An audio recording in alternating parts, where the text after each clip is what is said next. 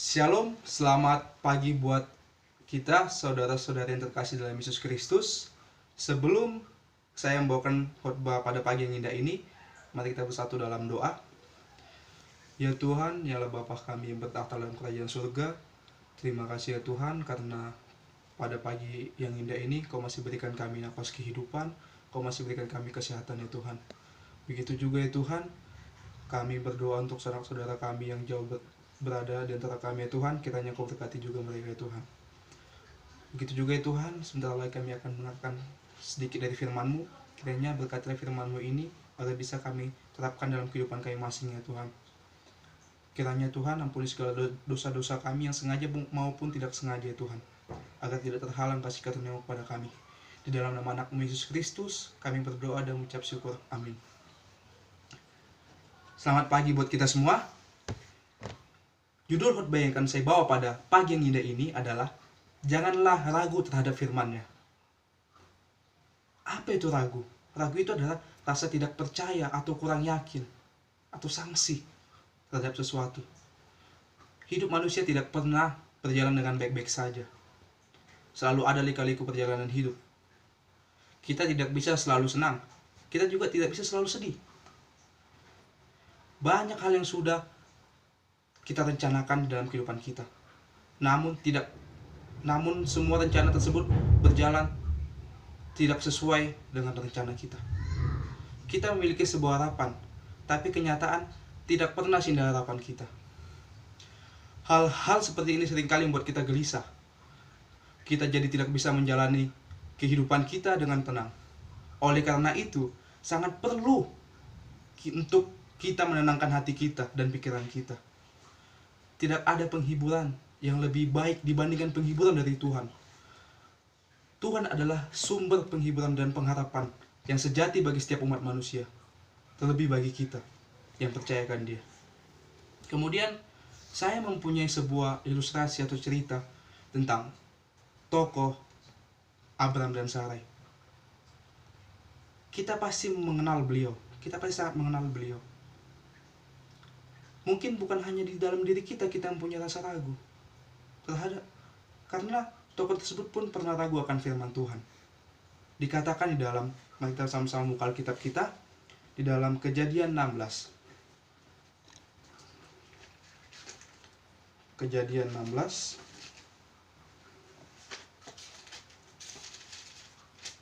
dalam Kejadian 16 ayat 1 sampai yang ketiga saya akan bacakan. Adapun Sarai, istri Abram itu, tidak beranak. Ia mempunyai seorang hamba perempuan orang Mesir, Hagar namanya.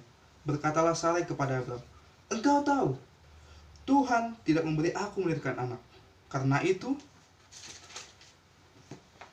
baiklah hampiri hambaku itu, mungkin oleh dialah aku dapat memperoleh seorang anak. Dan Abram mendengarkan perkataan Sarai. Jadi Sarai, istri Abram itu mengambil Hagar, hambanya, orang Mesir itu, yakni ketika Abram 10 tahun tinggal di tanah Kanaan, lalu memberikannya kepada Abram suaminya untuk menjadi istrinya. Jadi dari ayat ini kita bisa melihat bahwa Sarai itu tidak yakin atas firman-Nya Tuhan. Bahkan sampai dia menyuruh Abram untuk menikah dengan hambanya perempuan yang bernama Hagar, agar dia bisa memperoleh keturunan. Apa sebenarnya firman Tuhan dikatakan kepada Abram? Mari kita sama-sama buka Alkitab kita di dalam Kejadian 15 ayat yang kelima. Bunyinya demikian. Kejadian 15 ayat yang kelima. Lalu Tuhan membawa Abram keluar serta berfirman, coba lihat ke langit, hitunglah bintang-bintang, jika engkau dapat menghitungnya. Maka firman-Nya kepadanya, demikianlah banyak nanti keturunanmu. Jadi di sini kembali lagi, di sini janji Tuhan atau firman Tuhan kepada Abram dan istrinya adalah Abram dan istrinya akan memperoleh banyak sekali keturunan yang tidak dapat dihitung sama sekali oleh mereka. Kemudian apa yang terjadi setelah kejadian itu? Mari kita sama-sama buka ayat Alkitab kita kembali di dalam Kejadian 17 ayat yang keempat dan kelima. Dari pihakku inilah perjanjianku dengan engkau. engkau akan menjadi bapa sejumlah besar bangsa. Karena itu namamu bukan lagi Abram, melainkan Abraham. Karena engkau telah kutetapkan menjadi bapa sejumlah besar bangsa-bangsa. Jadi di sini juga kita tahu bahwa Yesus itu, Tuhan itu, sudah menetapkan Abram itu menjadi bapa bangsa-bangsa, bapa raja-raja, dan mengganti namanya menjadi Abraham. Di sini juga kita bisa melihat bahwa Yesus kembali meyakinkan Abraham bahwa dia akan memberikan banyak keturunan. Dia akan menjadi bapa dari segala bangsa-bangsa dan raja-raja. Kemudian kita bisa membaca kembali di Kejadian 17 ayat yang ke-15 sampai yang ke-16. Bunyinya demikian. Selanjutnya Allah berfirman kepada Abraham, tentang istrimu Sarai, janganlah engkau menyebutnya dia lagi Sarai, tetapi Sarah, itulah namanya. Aku akan memberkatinya, dan daripadanya juga aku akan memberikan kepadamu seorang anak laki-laki. Bahkan aku akan memberkatinya, sehingga ia menjadi ibu bangsa-bangsa. Raja-raja bangsa-bangsa akan lahir daripadanya. Dari sini juga kita dapat mengetahui bahwa Yesus kembali meyakinkan mereka dengan Sarai, digantikan namanya dengan Sarah, yang itu artinya adalah ibu dari segala raja-raja, ibu dari segala bangsa-bangsa.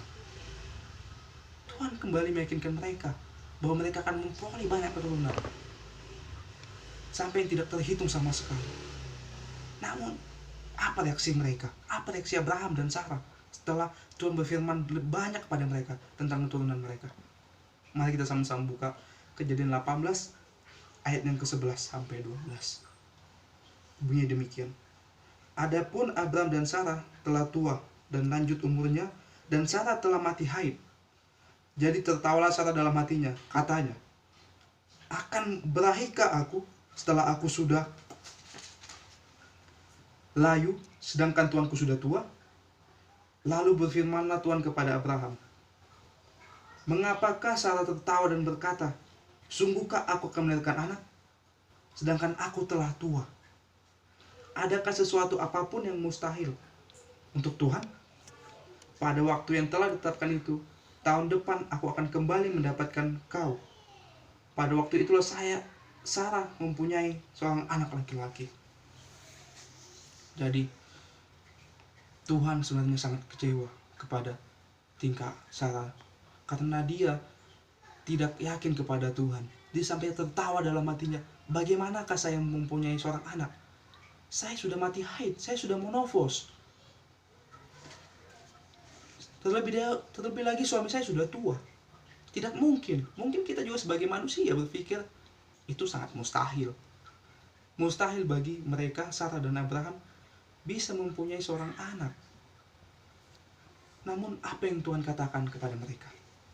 Tuhan berkata demikian, tahun depan aku akan kembali mendapatkan engkau. Pada waktu itulah Sarah mempunyai seorang anak laki-laki. Jadi Tuhan kembali berfirman kepada Abraham, tahun depan dia akan menjumpai Abraham, dan pada saat itulah Sarah istrinya mempunyai seorang anak laki-laki. Kemudian apa yang setelah itu terjadi? Mari sama-sama kita buka ayat kitab kita dalam Kejadian 21 ayat 1 sampai 2. Bunyinya demikian. Tuhan memperhatikan Sarah seperti yang difirmankannya, dan Tuhan melakukan kepada Sarah seperti yang dijanjikannya. Maka mengandunglah Sarah, lalu ia melahirkan seorang anak laki-laki bagi Abraham dalam masa tuanya, pada waktu yang telah ditetapkan sesuai dengan firman Allah kepadanya. Jadi Sarah pun mengandung seorang anak yang diberikan, dan setelah lahir diberikan nama Ishak.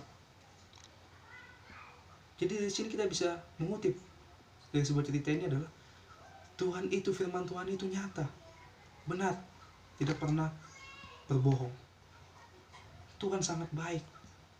Namun Abram dan Sarah masih tetap sering ragu kepada Tuhan, sampai mereka tidak yakin bahwa Tuhan bisa memberikan mereka keturunan. Kemudian Tuhan menepati janjinya. Mereka mempunyai seorang anak yang bernama Ishak. Jadi dalam kehidupan kita juga harus bisa melihat bahwa firman Tuhan itu adalah nyata. Kemudian kutipan khotbah yang akan saya bawa pada hari ini adalah saya kutip dari Lukas 8 ayat 22 sampai 25. Yaitu, kemanakah Yesus dan murid-muridnya akan pergi? Mari sama-sama kita buka Alkitab kita dalam Lukas yang 8 ayat 22. Saya akan membacakannya. Angin ribut diredakan. Pada suatu hari, Yesus naik ke dalam perahu bersama-sama dengan murid-muridnya. Dan ia berkata kepada mereka, marilah kita bertolak ke seberang danau. Lalu bertolaklah mereka. Jadi, Yesus dengan murid-muridnya pergi. Mereka pergi adalah mengatakan di dalam Lukas 8 ayat 22 ini mengatakan mereka akan pergi ke seberang danau. Mereka akan melewati danau.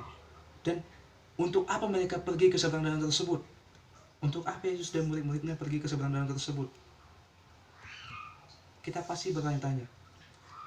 Yesus dan murid-muridnya pergi ke seberang danau tersebut, yaitu adalah Yesus akan menyembuhkan orang yang kerasukan di gereja. Kemudian, apa yang terjadi dalam perjalanan mereka?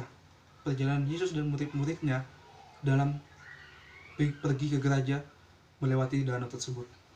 Banyak hal yang terjadi. Mari kita baca di dalam Lukas 8 ayat yang ke-23. Dan ketika mereka sedang melayar, Yesus tertidur. Sekonyong-konyong turunlah taufan ke danau, sehingga perahu itu kemasukan air dan mereka berada dalam bahaya. Jadi, di saat mereka berjalan ke gereja, mereka dapat suatu musibah, yaitu dalam perjalanan mereka datanglah angin taufan yang sangat kuat sehingga ingin menghancurkan kapal mereka, sehingga kapal mereka kemasukan air. Jadi, sedang apakah Yesus pada saat itu? Kita juga bisa membacakan di dalam Lukas 8 ayat 23 itu, dan ketika mereka sedang berlayar, Yesus sedang tertidur. Jadi di dalam Lukas 8 ayat 23 ini mengatakan bahwa Yesus sedang tidur di dalam saat angin taufan itu datang. Kemudian, bagaimana reaksi murid-murid pada saat kapal itu akan tenggelam? Bagaimana reaksi mereka? Di saat mereka tahu bahwa mereka sedang dalam bahaya, bahwa mereka sedang menghadapi suatu bencana alam. Kita kembali membaca Lukas 8 ayat ke-24.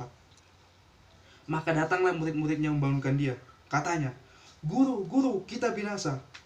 Ia pun bangun lalu menghardik angin dan air yang mengamuk itu. Dan angin dan air itu pun reda dan danau itu menjadi teduh. Jadi reaksi murid-muridnya ketika datang bencana itu adalah murid-muridnya membangunkan Yesus dan mengatakan bahwa mereka akan binasa. Pastinya mereka juga sangat panik dan berteriak-teriak. Mereka khawatir mereka akan meninggal, akan mati, akan wafat. Mungkin kalau kita juga berada di posisi mereka, kita pasti merasakan hal yang sama seperti mereka. Kita akan sangat takut. Kita pasti berpikir kita akan binasa. Tapi, apakah Yesus tidak tahu bahwa angin itu sedang mengancam mereka? Pastilah Yesus tahu. Karena Yesus adalah yang Maha Tahu. Namun Yesus percaya pada Bapa bahwa mereka akan dijaga. Mereka akan selalu dilindungi. Terkadang murid-muridnya itu tidak yakin kepada dia. Mereka tidak tahu bahwa Yesus adalah yang pemilik alam semesta ini. Padahal mereka sudah lama dengan Yesus. Kemudian saya mempunyai sebuah cerita tentang Nabi Musa yang membawa kembali orang Israel keluar dari tanah Mesir. Mari kita buka ayat Alkitab kita dalam Keluaran 6. Buka Alkitab kita dalam Keluaran 6.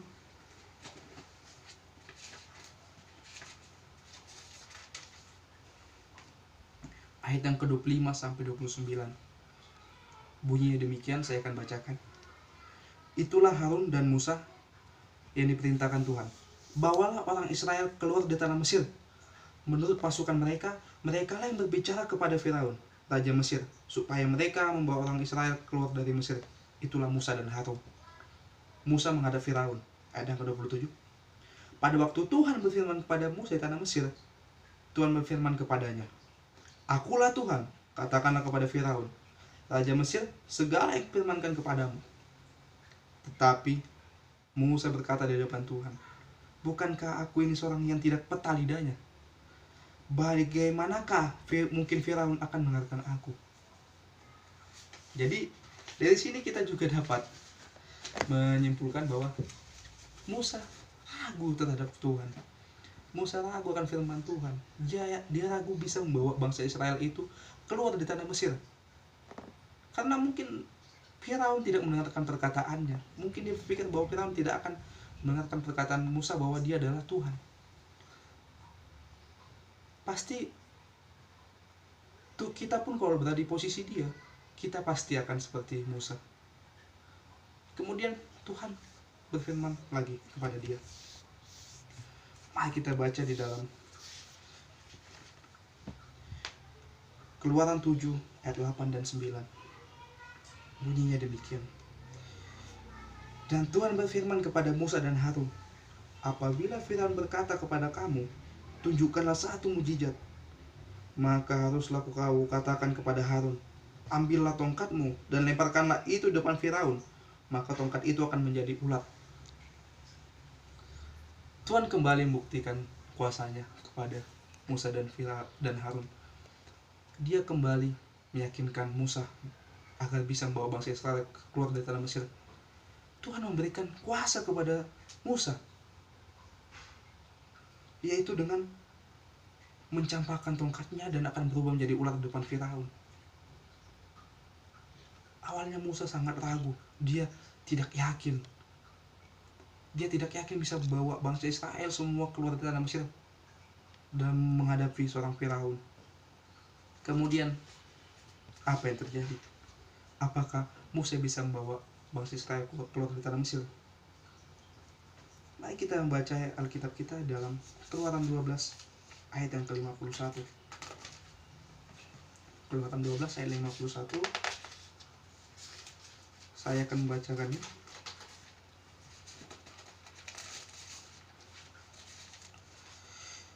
Keluaran 12 ayat 51. Dan tepat pada hari itu juga Tuhan membawa orang Israel keluar dari tanah Mesir menurut pasukan mereka. Jadi di sini Tuhan kembali menunjukkan kuasanya. Tuhan kembali menunjukkan bahwa firman-Nya itu adalah nyata. Firman-Nya itu adalah tidak bohong, tidak berdusta. Dia pasti akan selalu menepati janjinya. Jadi kembali Tuhan memberikan kuasanya kepada Musa, dan Musa bisa berhasil membawa bangsa Israel keluar dari tanah Mesir dengan baik, dengan selamat. Kemudian bagaimana kelanjutan perjalanan Yesus dengan murid-muridnya ke gereja? Jadi bagaimana reaksi murid-muridnya saat datang angin sangat kuat, angin tofan yang sangat kuat menghantam kapal mereka? Bagaimana Yesus untuk meredakan itu? Yaitu kita sama-sama baca lagi di Lukas 8. Mari kita buka Alkitab kita di Lukas 8 ayat yang ke 25. Lalu katanya kepada mereka, "Di manakah kepercayaanmu?" Maka takutlah mereka dan heran. Lalu berkata seorang kepada yang lain, "Siapakah gerangan orang ini sehingga ia memberi perintah kepada angin dan air yang mereka taat kepadanya?" Jadi Yesus berfirman untuk angin ribut agar dah. Yesus adalah pemilik alam semesta, maka alam pun akan tunduk padanya. Kemudian banyak hal yang kita takutkan di bumi ini, namun kita hanya perlu cemas jikalau kita lupa atas tuntunan Tuhan pada kita di masa lampau. Banyak hal yang kita takutkan dalam kehidupan kita ini, banyak hal yang kita ragukan dalam kehidupan kita ini, namun kita harus tetap berserah kepada Tuhan. Kemudian Apa reaksi murid-murid saat melihat Yesus dapat meredakan angin ribut tersebut? Jadi kembali kita baca yang ke-25. Lalu katanya kepada mereka, "Di manakah kepercayaanmu?" Maka takutlah mereka dan heran. Lalu berkata seorang kepada yang lain, "Siapa gerangan orang ini, sehingga ia memberi perintah kepada angin dan air, mereka taat kepadanya?" Ayat 25 ini mengatakan bahwa mereka semua heran. Murid-murid Yesus itu sangat heran. Mengapa demikian? Mengapa murid-murid Yesus sampai heran dengan kuasa Yesus sendiri? Jadi di sini mengatakan bahwa mereka sampai berkata satu dengan yang lainnya. Mereka berbicara satu dengan lainnya bahwa bagaimana gerangan orang ini bisa meredakan angin ribut tersebut. Mereka masih tetap belum mengenal Yesus sama sekali. Mereka ragu, tidak yakin, bahkan heran mengapa Yesus bisa meredakan angin tersebut. Baru selain heran, bagaimana reaksi mereka? Bagaimana reaksi murid-murid Yesus terhadap Yesus? Kemudian setelah mereka heran, setelah mereka berbicara satu dengan yang lain, mereka masih tetap ragu terhadap kuasa Yesus. Namun setelah itu murid-murid, dan kita harus perlu tahu, murid-murid sudah lama berjalan bersama Yesus, cukup lama sekali, dan mereka masih saja belum mengenal Yesus. Jadi bagaimana dengan kita? Kita sudah melihat tuntunan Tuhan pada kita selama ini, namun kita masih sering ragu pada Tuhan. Bahkan kita mengaku tahu tentang Tuhan, namun kita tidak kenal siapa Tuhan itu. Jadi lalu pertanyaan lagi kepada kita, lalu apa yang Yesus katakan pada murid-muridnya di saat murid-muridnya tidak percaya kepada dia? Mari kita kembali membuka Alkitab kita baca dalam Lukas 8 ayat 25. Katanya kepada mereka, "Di manakah kepercayaanmu?" Yesus bertanya kepada murid-muridnya, "Di manakah kepercayaanmu?" Jadi di sini kita bisa melihat Yesus sangat kecewa kepada murid-muridnya. Yesus sudah lama dekat dengan murid-muridnya, bahkan muridnya sangat lemah iman, kurang iman. Iman adalah hal yang paling terpenting dalam kehidupan ini, karena tidak mungkin kita bisa melihat Allah tanpa kita beriman. Jadi banyak hal dan angin ribut kehidupan di dalam perjalanan kita. Kita tidak perlu takut dalam menghadapinya, karena Yesus selalu ada dalam perahu kehidupan kita. Kita hanya perlu beriman dan berserah pada Yesus, dan kita harus perlu taat dalam peraturannya. Kita harus selalu melakukan firman-firmannya. Kita harus percaya kepada kuasanya, dan terlebih kita harus selalu berserah kepada Tuhan dalam masalah apapun, dalam kehidupan apapun, dalam saat senang maupun duka. Kita harus selalu berserah kepada Tuhan. Kita harus selalu menjunjung tinggi nama Tuhan. Kemudian saya mempunyai sedikit pengalaman pribadi saya, bagaimana saya bisa kuliah di Universitas Advent Indonesia. Jadi pada tahun 2016 saya tamat dari SMK Kesehatan di Sumatera Utara. Kemudian saya disuruh oleh keluarga saya dan orang tua saya pergi ke Padang untuk mengambil tentara angkatan darat. Namun itu bukan dari kehendak hati saya. Saya tidak menginginkan itu, tapi mereka maksa saya. Tapi keluarga saya tetap maksa saya, dan di pikiran mereka adalah bahwa tentara itu bisa mengangkat derajat martabat keluarga, bisa mengangkat titel dari keluarga. Tapi saya sangat sedih karena itu bukan pilihan dari hati saya. Kemudian saya lari dari sana. Setelah saya dites TNI, saya masuk. Kemudian saya lari dari sana. Saya pergi ke Jambi tanpa sepengetahuan keluarga saya semua. Dan setelah mereka tahu, mereka sangat kecewa kepada saya. Kemudian saya di Jambi mencari pengalaman hidup. Saya di sana bekerja dan bekerja. Kemudian saya berjumpa dengan pendeta Jumadi Semangunsong. Dia mengajari saya dalam Alkitab selama 3 bulan. Kemudian dia bertanya kepada saya, berbicara kepada saya, kamu masih muda, kamu harus mempunyai masa depan yang baik. Bergumullah, berdoalah kepada Tuhan, supaya kamu tahu kemana jalan hidup kamu.